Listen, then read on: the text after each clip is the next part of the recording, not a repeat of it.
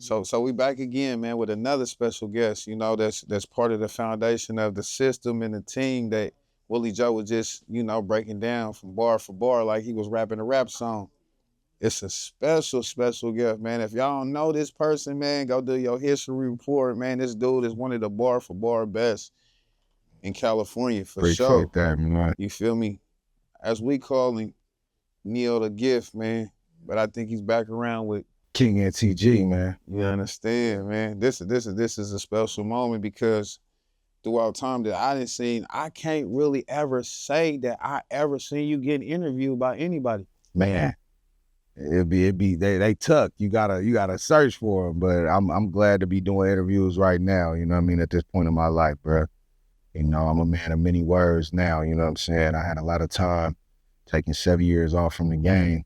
Had a lot of time to reflect and grow and become the best version of myself. And I think that now is the time, you know what I'm saying? It's God's time, you know what I'm saying? I got a lot to offer. Right. It's crazy that you said that because I was going to get straight into that. Like, what made you take the time out to have time for yourself and let the pen go? Because, man, you was one of the best people that we had that was putting out some great music, you know what I'm saying? Real music. Not just some bullshit. And I think you put it out at a high light at a time when you was heavy on the gas. Like what made you like just want to step away for a minute? I was struggling with my mental health, you know what I'm saying? I was dealing with like depression and stuff like that, you know, from things that I was going through outside of music, you know. And I mean, I needed to find the better parts of myself. I started losing myself and losing my way a little bit. And I needed to take a step back and reevaluate my situation, my circumstances. I became a father and, you know, I had a different vision for myself. And the more I was moving in the direction that I was going, I was getting away from that. And I started to not recognize who I was becoming. And I couldn't be that version of myself to be a father for my son. I had to really change and reevaluate my situation, my circumstances. And I started praying a lot during that time. And it was crazy because, you know, I started asking God to reveal things and people to me. And, you know, I started losing friends, you know what I'm saying? And so I realized, I was like, man, you know, when I was going through my darkest hours, you know, I looked around and it was just me. And so, you know, knowing that I had the promise of my gifts and my talents and all that, a lot of people don't see the struggles that you go through trying to make it, especially trying to make it from here. And I just hit a wall, man. I hit a wall and I needed to go back to the drawing board. And that time that I took, I would say the first 2 years off, first 2 or 3 years off was the hardest for me. And then God started to reveal things in my life and things started to calm down in my world. And the hardest thing was like letting go of wanting to pursue it. And so I fell back, man. And, you know, my son started to come of age. I got 3 children now, 2 boys, 1 girl. But my oldest started to come of age and I just started to pour into him more and more. Pandemic came around. And, you know, I just wanted to pour into my sons and my daughter. And during that time, I had got diagnosed with type 1 diabetes. At 33 years old. You're supposed to get that when you're a little kid. So it was all these things happening to me at once, man. And, you know, I had to learn how to live with a disease and, you know, take care of my health. I was going through a bunch of stuff, mentally, physically, emotionally, but I had to be strong for my kids, you know. My wife was definitely a big part in helping me, you know, get back right. That's when I started realizing that I have received the Lord's favor and I started to find peace. And when I finally found peace, I finally accepted the fact that I wasn't making music no more. And I was like, you know what, I'm cool. I'm pouring back into kids. Maybe that this is my destiny. You know, I thought my gifts was gonna get me out of here, but maybe this is my destiny. because that was a part of my gifts too, was pouring into people and helping others, and just having that kind of heart to want to just give more than I receive. And I did that for as long as the Lord wanted me to. And 2024, bruh, I woke up one day, I started praying differently. I started saying to God, I started saying, God, if it's for me, allow it. If not, then don't allow it. And also, I started asking God, if you deem me worthy, then utilize me, I'm your servant. And so I woke up one day, I kid you not, I woke up at 3 a.m. one day out of nowhere and had a rush, a passion to create. I had no passion, no desire to create. I was telling people I was cool, I was done. And I woke up one morning, 3 a.m, and I just turned on a YouTube beat and I wrote, I found this producer and I wrote a record called God Over Gold. And then after I wrote God Over Gold, I wrote like 2 or 3 more records. And I went to go link up with my boy Vidal Garcia, and I recorded the first 4 records that I recorded in 7 years. He stopped the session. He was like, bro, because everything I did, the whole session, I did it in one take. And I always been prolific like that, but to take 7 years off and to come back better than I was before, he stopped it. He was like, dog, like it sound like you ain't never stopped. He was like, matter of fact, you sound better than you did before. And I was like, bro, God calling me to do something, he wouldn't have just gave it back to me like that. You know what I'm saying? And from there, I do an EP with my boy Young Simi, and we put out Redemption, and then it led me to writing my next album after that called Salvation. I eliminated curse words from my music, but I still stayed true to my message. I still stayed true to who I am. And I just kept the reality in my music, you know what I'm saying? But everything was with intention, everything was purposeful, everything was thoughtful and mindful about the message that I was sending, because the music that my sons was listening to was it was crash out music. And I was like, damn man, I'm raising my sons and they listening to this music. I'm telling them to turn it off in the car because, it go against what I stand for, like I never was into, snitching on yourself on records, or, you know what I mean, putting that extra demon energy out there, and I respect the youngsters and love that they trying to do something with their craft or with themselves, but they ill influenced, and they're also ill influencing. So it's blind leading the blind. And I'm like, damn dog, like I'm telling my kids, I'm like, oh, your daddy was a boy. Then I started sounding like Unc to them. I started sounding like back in my day, and then so I was like, I gotta let them know, like I'm still one of them ones, but I gotta make sure that the message is clear. And so my kids, it was really my daughter, because my daughter listened to me closer than any of my boys. And I said, I gotta make sure that my music is intentional for my little girl. So I don't use the B word in my music. I don't talk about, hoes and all of that in my music.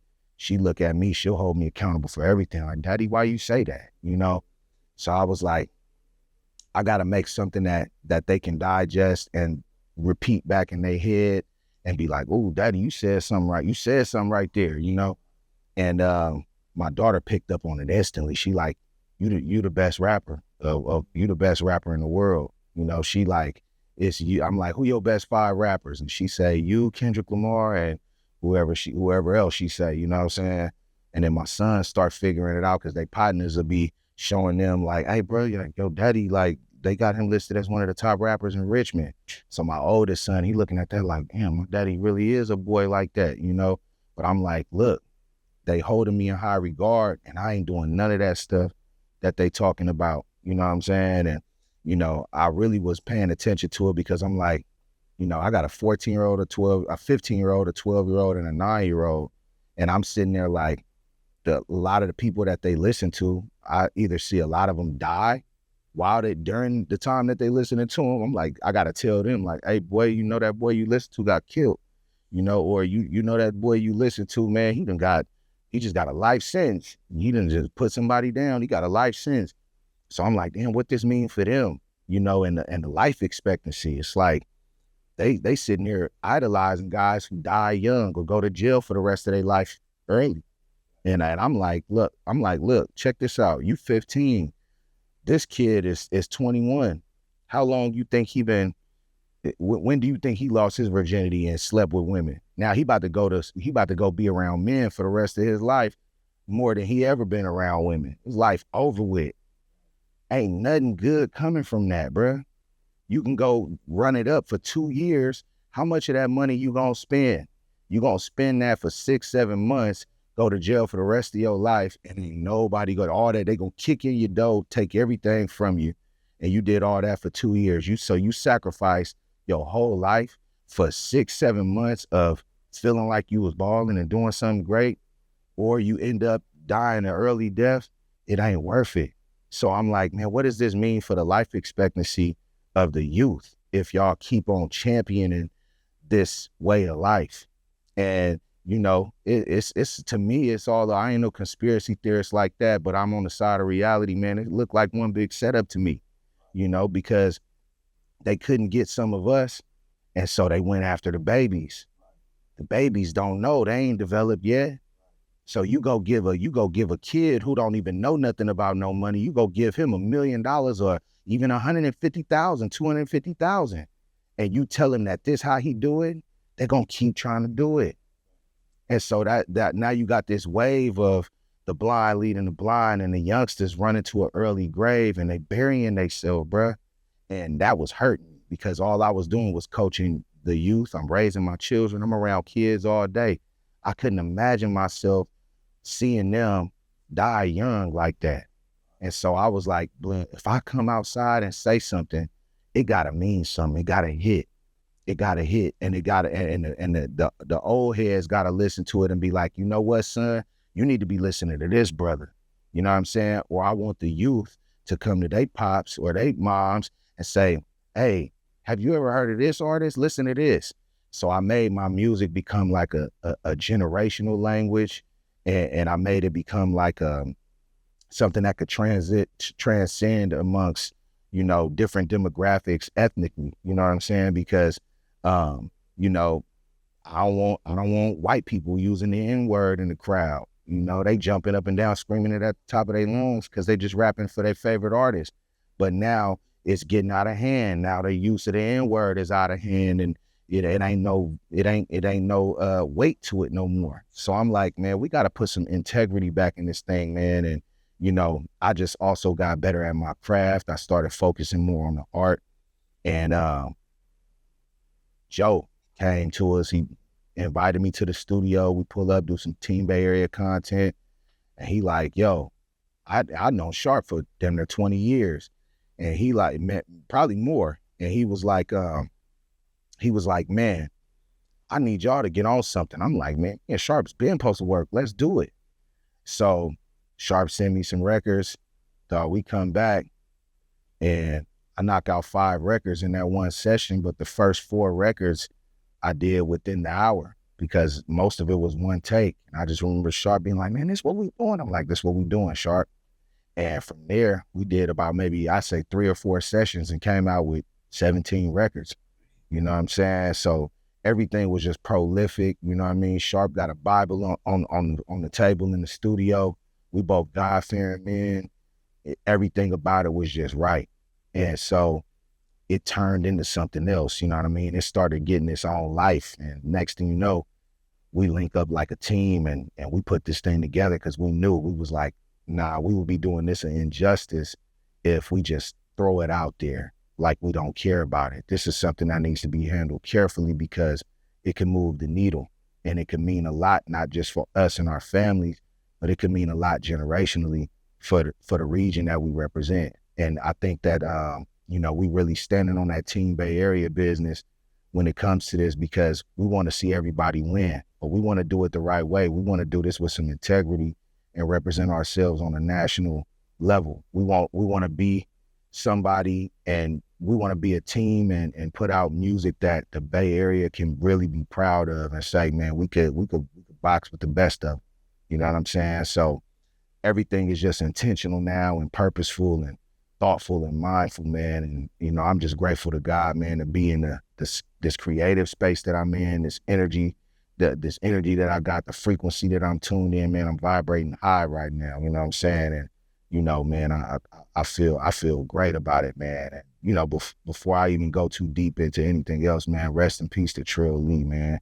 You know what I'm saying? Because me and him had a lot of work to do that was unfinished, man. So, you know, I just want to, you know, let it be known that, you know, I seen what you've been doing for everybody in the Bay Area. You know, I salute you online as much as I can, you know what I'm saying? Because, man, it should, if we had more people like you, I can only imagine how far we would be as a region. You got that old soul where it's like, this is how it used to be, and this is how it should be. You know what I'm saying? Where you putting other people on, bro, before you even like try to put yourself on a certain plateau. You uplifting others, bro, and you shining through that, bro. You shining through that. I just want to let you know I respect you and salute you in your face and let you know what I'm saying? I see it, bro. And man, I'm proud to sit next to you, dog, because, you know, that's the energy that I've been seeking. That's why I wasn't coming outside, you know, because that energy ain't really,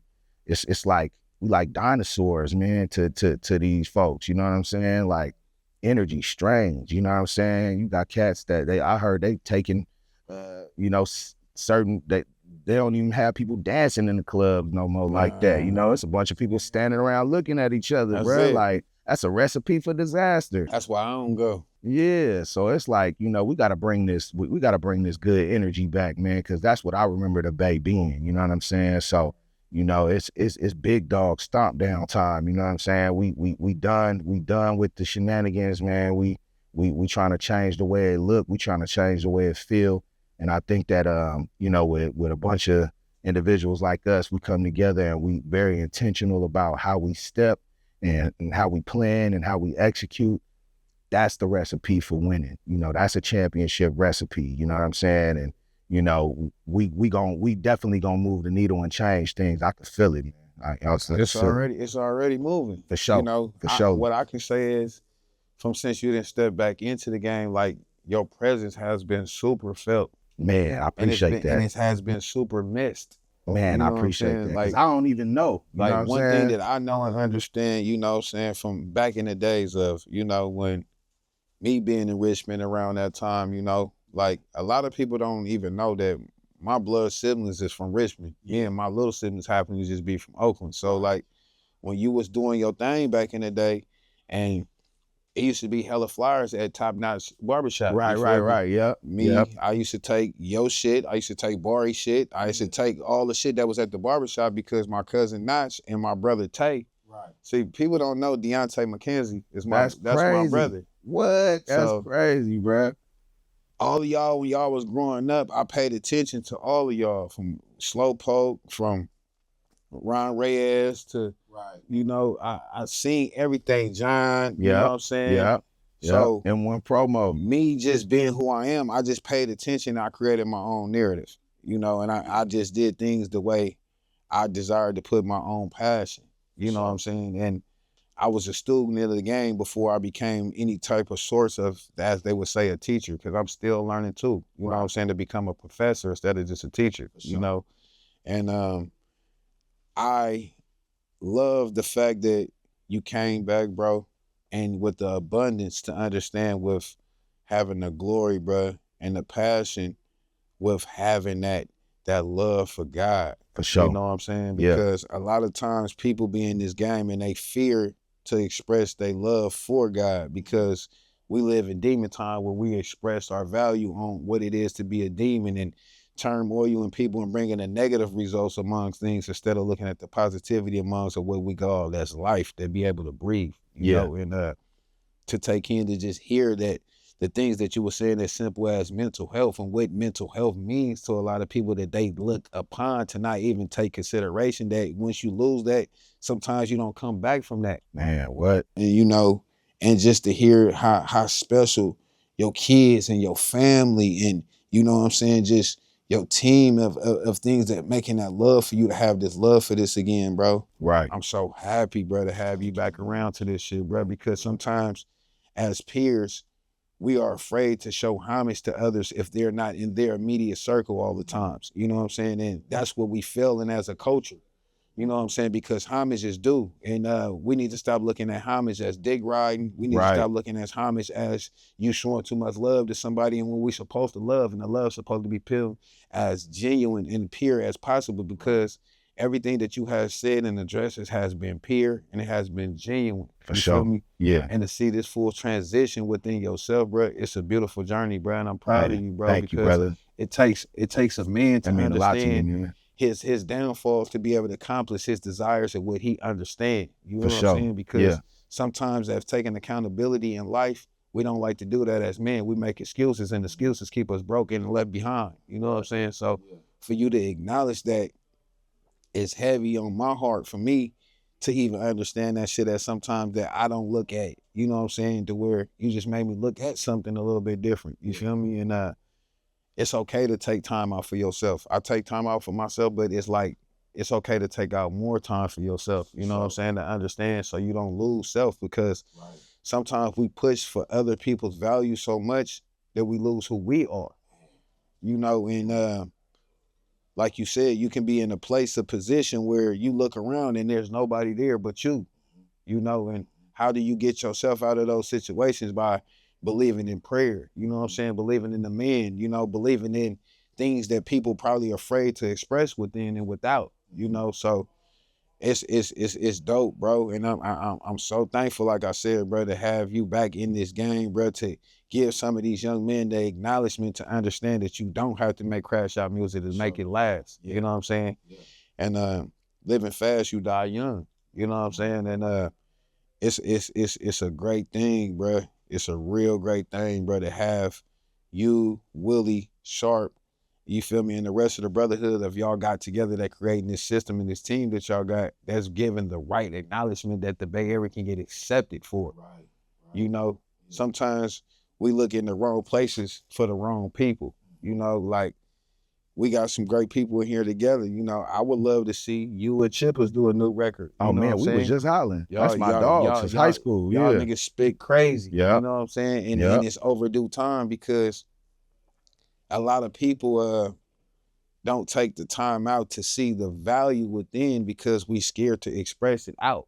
You know what I'm saying? And y'all two people are some of the dopest that spit this shit. You know what I'm saying? And I was telling Chippers that earlier when I had him in here and we was having our interview. We have to address things when it's time to be addressed, but sometimes it don't need to be addressed. But not showing the value of each other is what we got to get back to. You know what I'm saying? And it's because we put so much energy into breaking each other down, let's do a little bit more energy in lifting each other up. You know what I'm saying? And that's what this Wake Your Ass Up podcast is about. You know what I'm saying? I know a lot of people thought that I was going to be creating a narrative to be stirring up bullshit, but that's not me as a person. You must don't know me. Right. You know what I'm saying? Right. One thing I want for our culture is the best.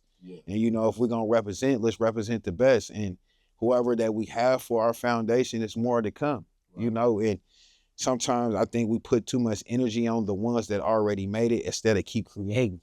You know what I'm saying? That's how Atlanta have had the ball for so long, because they didn't just focus on what was shown. They were focused on building behind too. Right. So long as we doing those things, I think we'll get the blessings that we would deserve as a culture here, because we've never been misunderstood.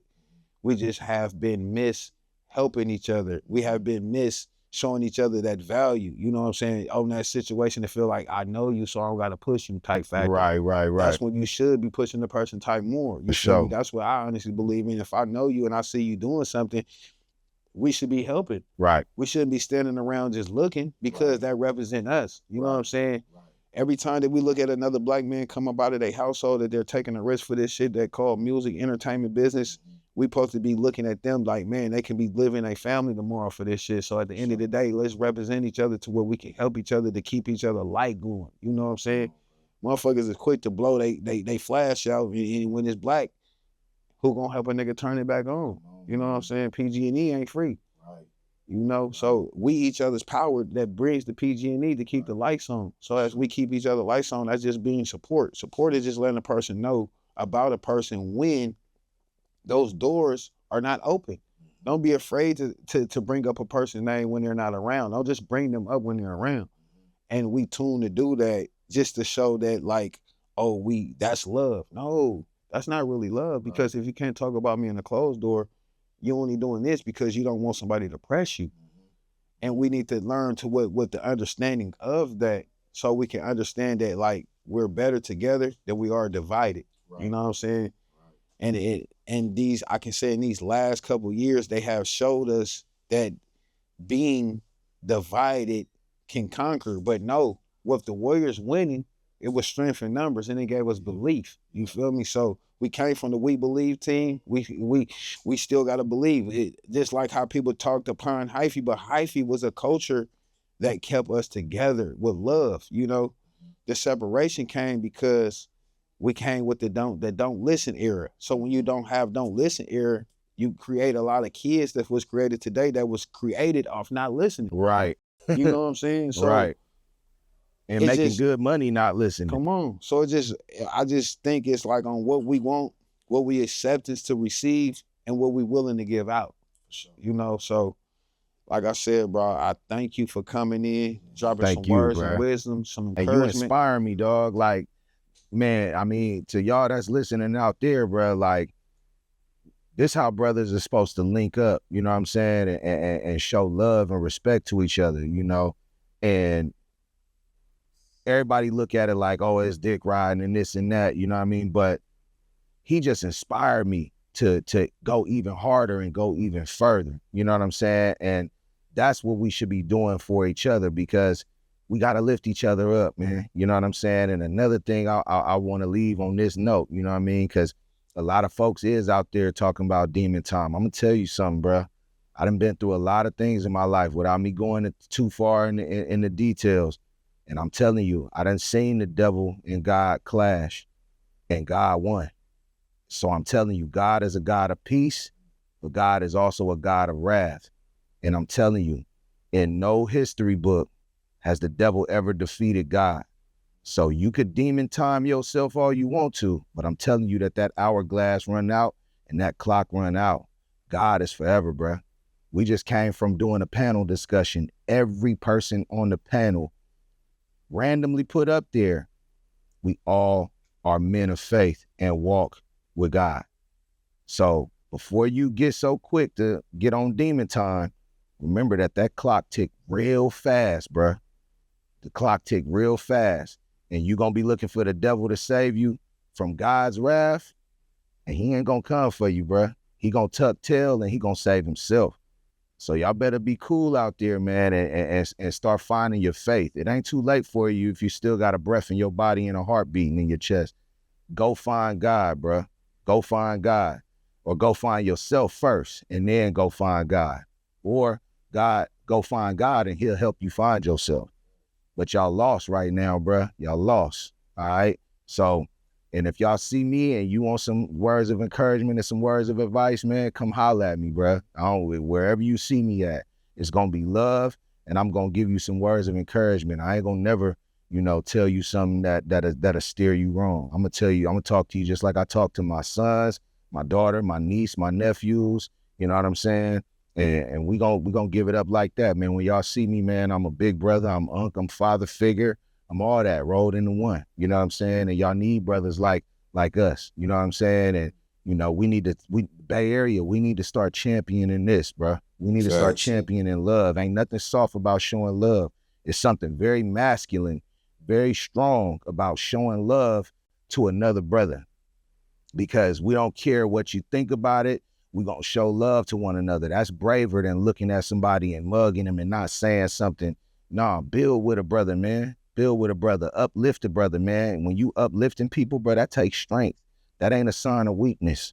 So be strong, bro, in everything that you do. I don't care what it is. Be strong in whatever that you do, especially when it comes to uplifting your people, uplifting yourself, uplifting the communities around you, bro. Be strong, man. Be strong in it and stand on it, man. Stand firm on it. We changing the narrative, bro. It's out with the old. We resetting the game right now, and it's over. I'm telling you, it's time to get steamrolled if you're not on this type of movement. You know what I'm saying? We ain't standing for it no more.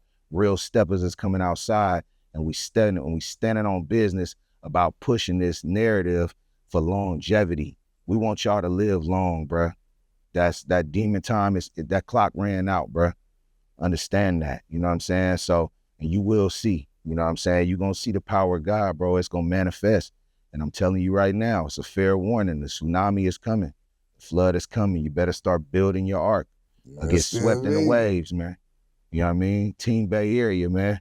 You know what I'm saying? Wake Your Ass Up podcast, part of Block ENT, man. Come on, baby. Come on, man. Richmond, Oakland, Come San on. Francisco, Vallejo, Berkeley, San Jose. I don't care where you at, Antioch, man, whatever, man. Fairfield, you know what I'm saying? We showing love to everybody, bro. We showing love to everybody, man. It's time, bro. You better get with the movement, man. Facts. Before you leave, though, tonight, I got to get the Wake Your Ass Up Lounge mic drop from you. I got you. What you need me to say? So, man, I need you to give us either a verse from your latest song, or we need the hook to the verse. You know what I'm saying? We want the people, man. Whatever your latest concept, we'll do it in here in the months of the glow light, man, and let them know, man. We at the Wake Your Ass Up Lounge, man, and I had a special guest today, man. See, I don't want to half ass you though, and I don't want to give them too much because it ain't came out yet. You know what I'm saying? Nah, you don't gotta give us something that already dropped already. You know what I'm saying? You don't gotta do it right now because we're gonna do it in there. Oh, okay, for sure. I'll do it in there with the song. We're gonna do it in there with the song. All right, I got you. For sure. That's a bet. For sure, man. Hell yeah. Much love, loved one. I appreciate you too, dog. Man.